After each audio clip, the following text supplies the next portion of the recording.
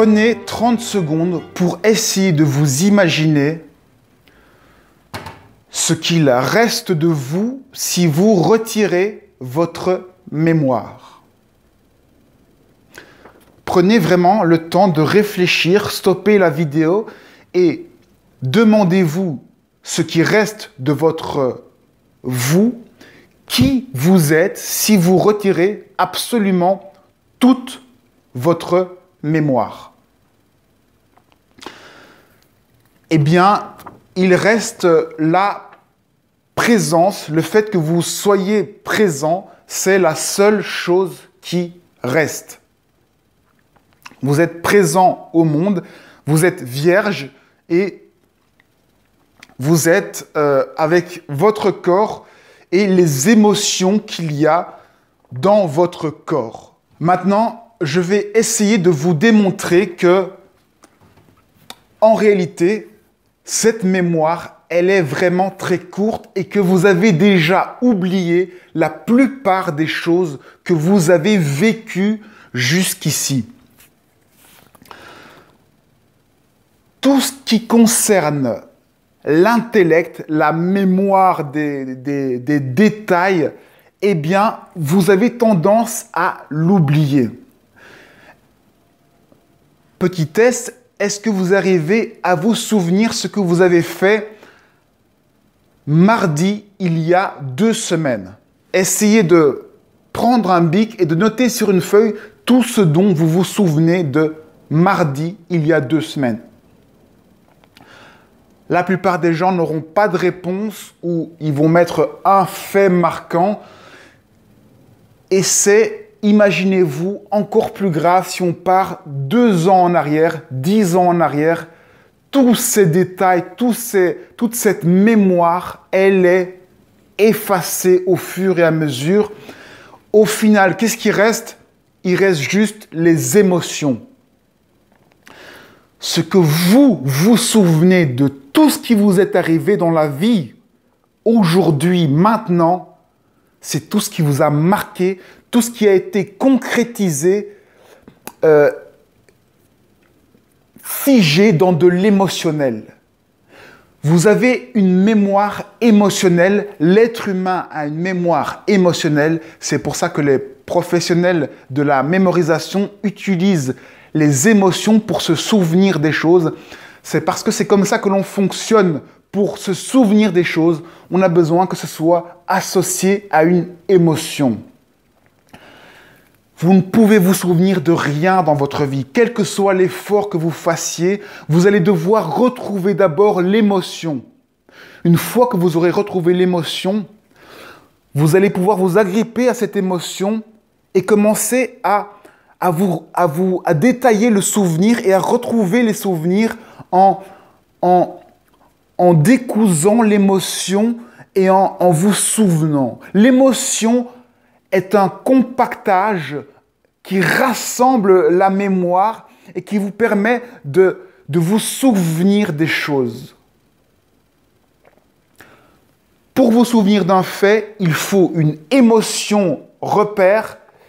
De cette émotion découlent vos souvenirs de votre mémoire classique. On peut retrouver la mémoire grâce aux émotions en déduisant, en réduisant les émotions, en traduisant les émotions, en refaisant de la pensée de ces émotions.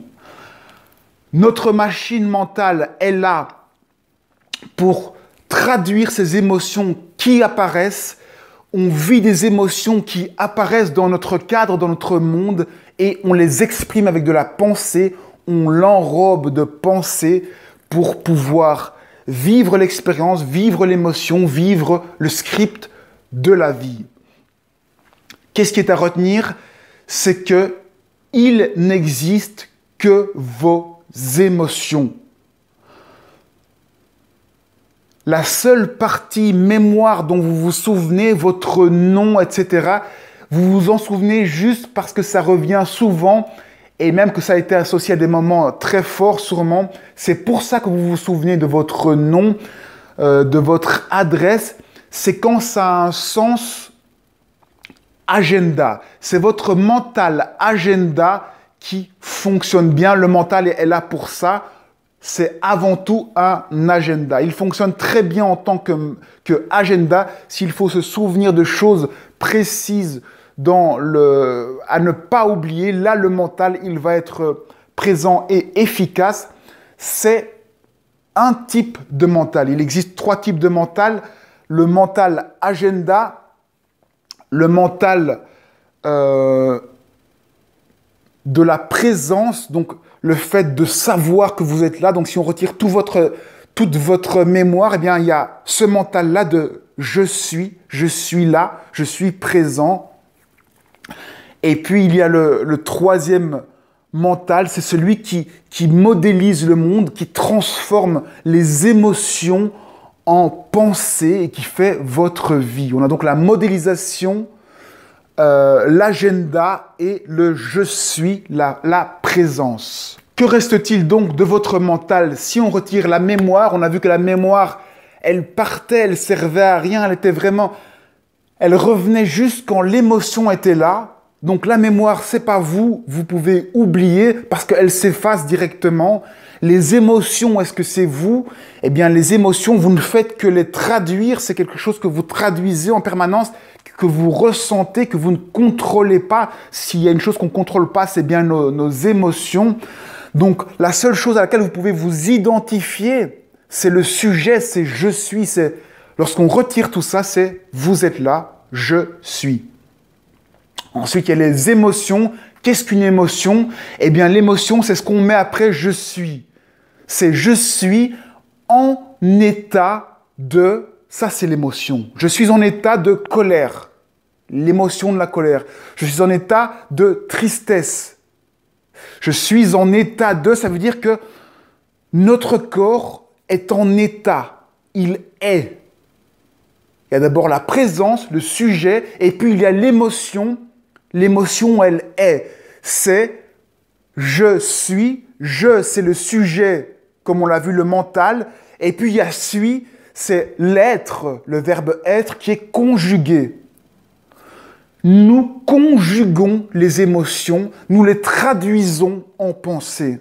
Ça, ce sont les émotions. C'est je suis en état de... Là, vous allez mettre l'émotion qui correspond. La colère, la joie, la tristesse, en état de panique ou quoi que ce soit. Tout ça, ce sont des émotions, des états d'être. C'est donc la seule chose que l'on va se souvenir, ce sont nos états d'être. Après la mort, ce sera pareil. Votre mémoire, elle va complètement partir. Il ne restera que ces émotions, ces états d'être que vous avez vécus. Et bien entendu, avant toute chose, il va rester ce je que vous êtes fondamentalement, cette présence que vous êtes quand vous avez retiré la mémoire. Ce je va rester, ces émotions, elles vont passer, elles vont se transformer, elles vont évoluer vers d'autres vies, vers d'autres expériences que vous allez vivre. On a donc le je qui est votre sujet, qui vous êtes, le sujet.